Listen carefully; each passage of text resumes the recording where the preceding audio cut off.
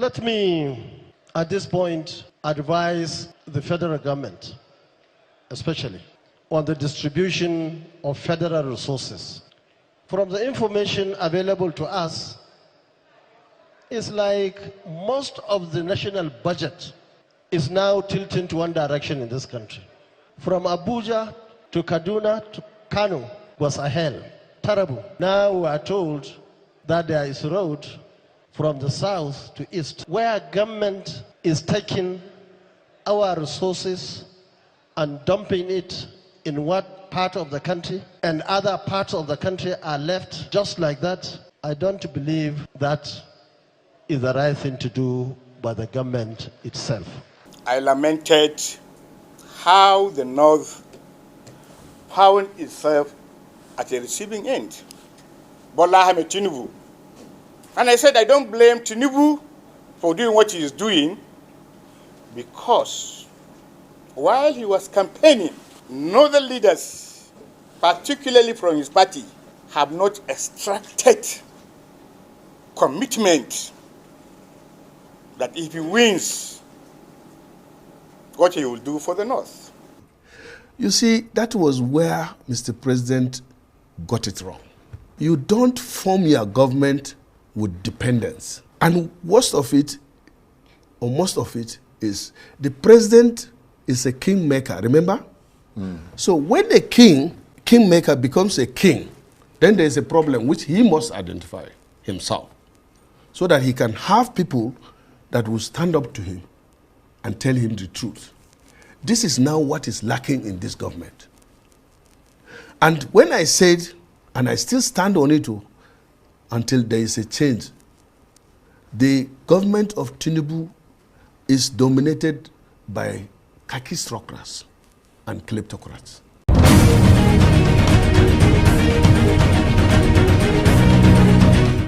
When Bola Ahmed Tinubu emerged as Nigerian's president in 2023, it wasn't just a personal victory. It was the crowning moment of a political titan. But beneath the surface of his celebrated rise lie an alliance built on shaky ground, stitched together by desperation and political calculus. Now, that alliance is unraveling across the north, from Kaduna to Kano, from Sokoto to Borno. Resentment is building, and make no mistake, this isn't about the economy. It is not about fuel subsidy removal. It is not even about the suffering masses. This is about power, control, and the fear that Tinubu's presidency might upend the post-1999 political arrangement the North thought it had secured. This is the untold story of why the North is turning against Tinubu and what that means for 2027.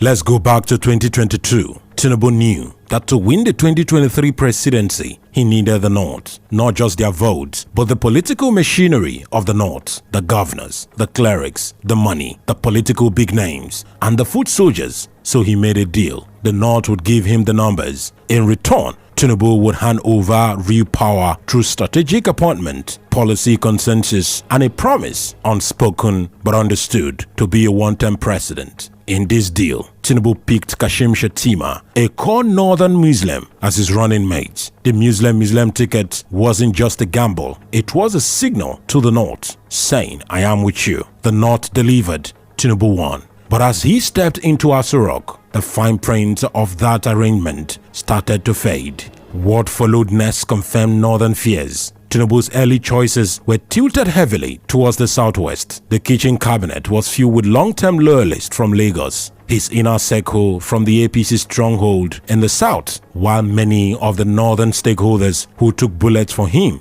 during the election were sidelined. The northern politicians were expecting control of key ministries like the defense, agriculture, education and finance, but they were given what some described as token positions. The northern political class, especially those in the northwest and northeast, felt used and then dumped. The betrayal stunned deeper because many of these players went against their own ethnic and regional alliance to support Tinubu. Their reward was watching Lagos rise and Abuja slowly becoming an afterthought.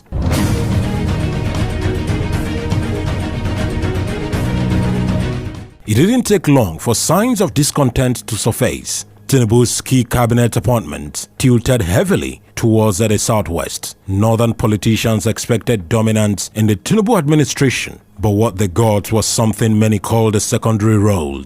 The appointment of Nuhu Ribadu as National Security Advisor wasn't enough to calm nerves in the north.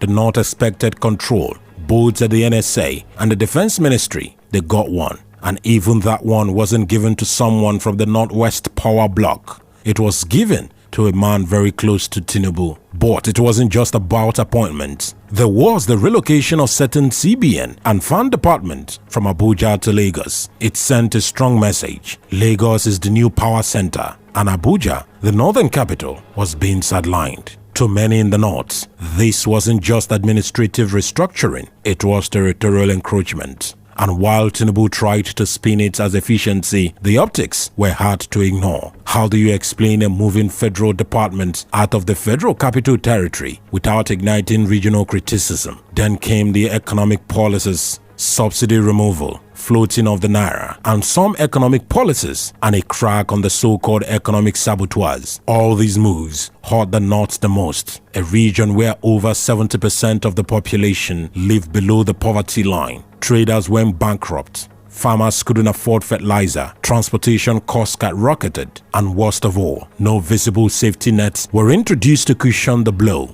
In town halls across Zamfara, Kebbi, Yobe and Niger, the grumbling grew louder. Clerics began to question the legitimacy of Tinubu's leadership. Northern traditional rulers whispered their frustration behind palace walls. The political elites, sensing the shift in mood, began to realign. They had supported Tinubu, but their people were now calling them traitors because the Tinubu administration is not favoring the north.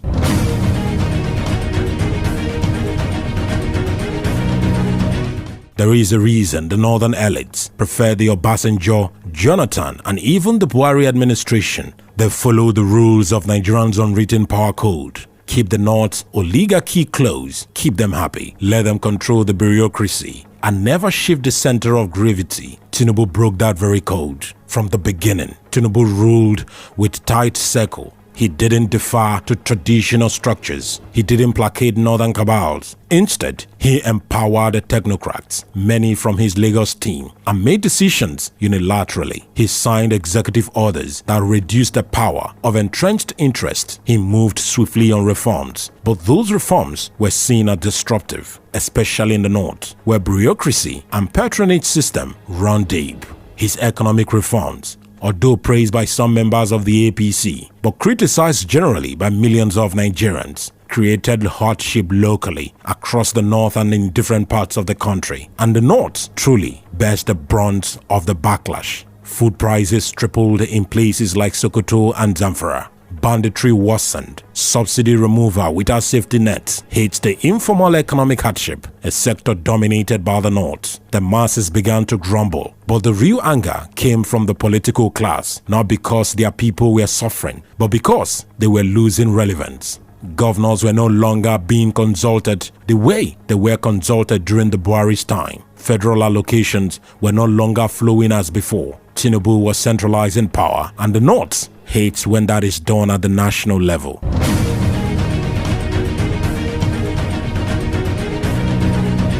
As 2027 approaches, the North is calculating fast. They never wanted Tinubu to do 8 years. The gentleman's agreement, as whispered in political circles, was simple. Back Tinubu in 2023 and power returns to the North in 2027. But Tinubu is signaling something different, because the man seems very weak and old during the 2023 election, but at this point, healthy and agile. His body language suggests that this is not ending anytime soon for him.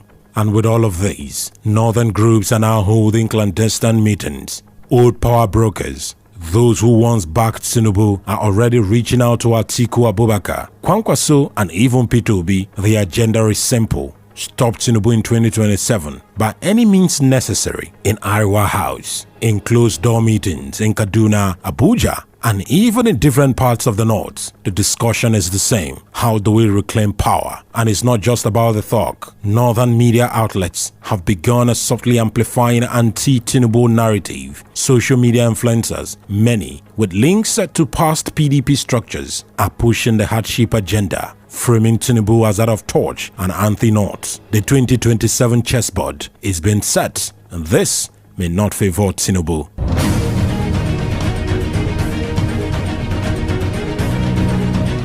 Who will the North support in 2027? That's the billion-naira question. Atiku remains a strong contender, but age and previous defeats have weakened his grip. Kwankwaso has the street appeal in Kano and Northwest. And then there is a dark horse, someone younger, technocrat, loyal to the northern establishment. The North may even prop up a candidate in the APC, a Shetima ticket, or a northern governor with deep roots and national acceptance. The goal: split Tinubu's base, use the economic hardship narrative, and present a candidate who can rescue Nigeria from southern dominance. Don't be surprised that this is the agenda of the new coalition if Atiku ends up leading it, or anyone from the North. When strange bedfellows are united by one agenda, what do you expect? The agenda is to end Tinubu's reign. Some names being whispered included Nasiru El-Rufai, Aminu Tambuwa, Rabiu Kwankwaso, Babagana Zulum, and even Atiku Abubakar, men with influence, credibility, and machinery to mount a serious challenge. If the North can agree on one candidate and rally the Middle Belt and parts of the South-South, 2027 could be a political earthquake for the APC and especially for Tinubu.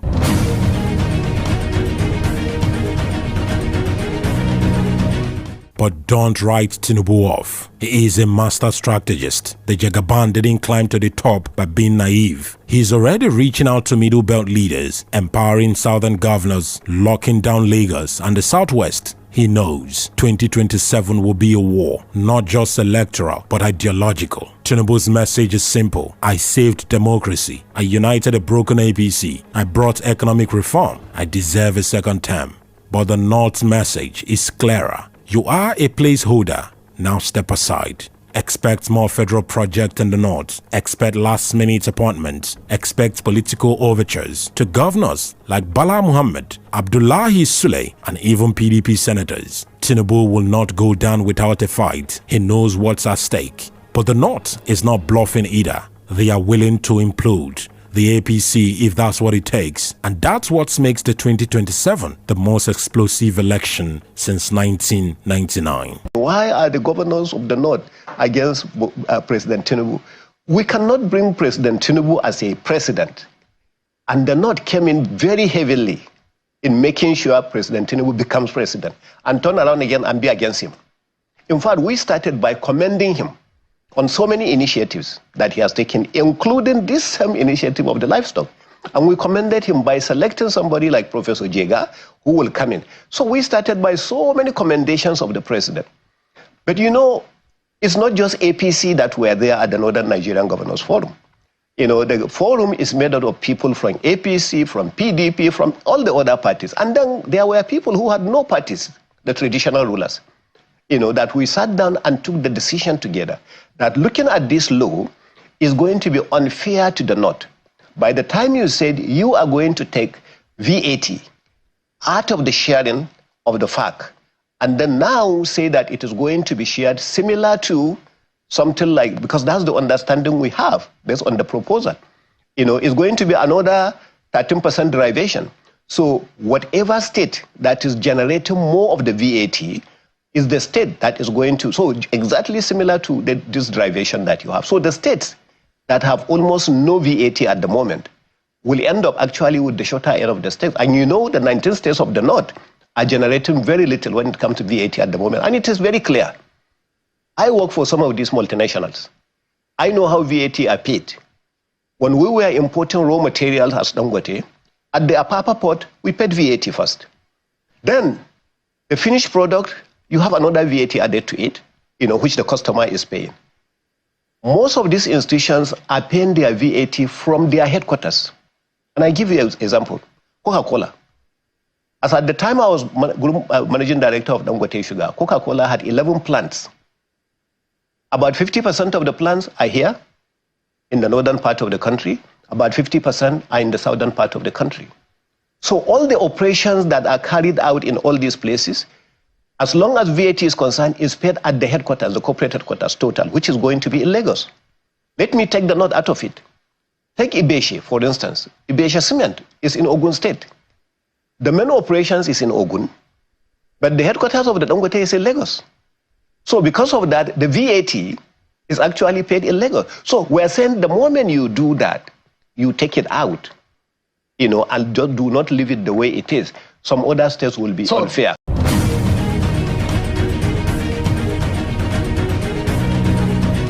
And now to the finish line. As 2027 draw closer, Nigeria stands at a crossroads. The North feels betrayed, Tinubu feels entitled, and the people caught in the middle are looking for answers. Will Tinubu bow to pressure, or will he bulldoze his way to a second term, just like he did with his first term? Will the North rally behind one voice, or will their division be Tinubu's greatest asset? One thing is certain, the road to 2027 will be messy, brutal, and unforgettable. Thank you for watching this video. Don't forget to like, comment, and also subscribe for more political deep dives like this one. Hit the notification bell so you can know when new videos are dropped.